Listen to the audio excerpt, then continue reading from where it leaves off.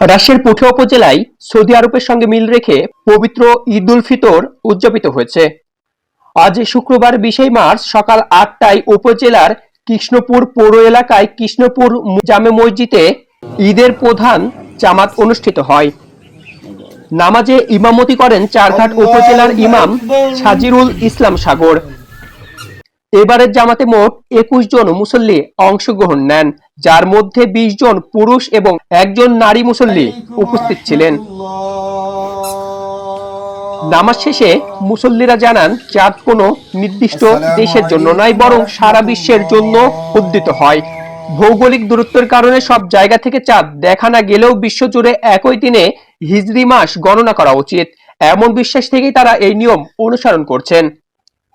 জামাতে অংশ নেওয়া এক মুসল্লি বলেন, আগে আমি দেশের প্রচলিত নিয়মে ঈদ পালন করতাম, তবে এবার এই জামাতে শরীক হয়ে আমার অভিজ্ঞতা বেশ ভালো। আসসালামু আলাইকুম ওয়া রাহমাতুল্লাহি ওয়া বারাকাতুহু। লিল্লাহিল হামদ, সাল্লাল্লাহু আলাইহি ওয়াসাল্লাম। সমস্ত প্রশংসা আল্লাহ রাব্বুল আলামিনের জন্য, যে মহান রব্বুল আলামিন আমাদেরকে এই সৌভাগ্যবান দিনে জীবিত রেখে ঈদ উদযাপন করার তৌফিক দান করেছেন। সকলে বলে আলহামদুলিল্লাহ।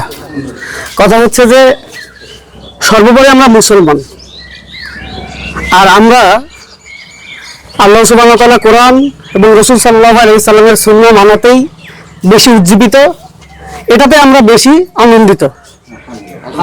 আমরা আবু দাউদের হাদিসে পড়েছি, আল্লাহ রাসূল সাল্লাল্লাহু আলাইহি সাল্লাম সাক্ষী গ্রহণ করেছেন, এটা প্রত্যেকটা মুসলমানেরই পড়া উচিত। আল্লাহ রাসূল সাল্লাল্লাহু আলাইহি সাল্লাম সিয়ামরত অবস্থায় আরোহীদের খবর পেয়ে দুপুর বেলায় তিনি সিয়াম ভঙ্গ করলেন এবং তার পরের দিন ঈদের সালাত আদায় করলেন। তারা কি যেদিন সিয়াম ভঙ্গ করলেন সেদিন কি ঈদের আনন্দ থেকে দূরে ছিলেন? আল্লাহ সুবহানাহু ওয়া তাআলা আমাদের জন্য দুইটা দিন দিয়েছেন, ঈদের দিন। আমরা অবশ্যই আজকে অতি আনন্দিত, অতি আনন্দের সাথে ঈদ পালন করছি, আলহামদুলিল্লাহ। আর যারা আমাদেরকে পাগল বলছেন, ভুলভ্রান্তি বলছেন, আসলে সকলেই পড়াশোনা করা উচিত, পড়াশোনার মাধ্যমে এগুলো করা উচিত। আমি আপনাকে পাগল ফতোয়া দিয়ে দিলাম, এটা কিন্তু কোনো ফতোয়া না। পড়াশোনা করতে হবে, জানতে হবে, মানতে হবে। আমরা নিজেদের পরিচয় ভুলে গিয়েছি, আমরা পড়ি না, শুনি না, জানি না। শুধুমাত্র আমাদের বাপ দাদা কি করেছে, কোন হুজুরকে বললো, কি মাসলা দিল, এটার উপরে আমরা উজ্জীবিত। কথা হচ্ছে মানুষকে কিছু বলার আগে আমাকে পড়াশোনা করতে হবে।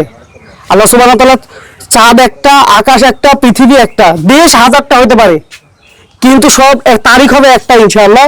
আজকে আমরা ঈদ উদযাপন করছি অতি আনন্দের সাথে, আলহামদুলিল্লাহ। আল্লাহ সুবহানাহু ওয়া তাআলা সকলকে বুঝার তৌফিক দান করুক, আল্লাহুম্মা আমিন। তো বলে আমার, আপনি একজন হাফেজ, আপনি কতদিন ধরে এইভাবে ঈদ উদযাপন করেন? আমি যখন মাদ্রাসায় পড়ি তখন থেকে এই বিষয়টা আমার কাছে ক্লিয়ার ছিল। মাঝখানে কিছুদিন এর থেকে দূরে থাকছে, আলহামদুলিল্লাহ। আবার ভালোভাবে আমার যারা উস্তাদ আছেন তিনি আমাকে বুঝাইছেন, আমিও বুঝছি আলহামদুলিল্লাহ পড়াশোনার মাধ্যমে।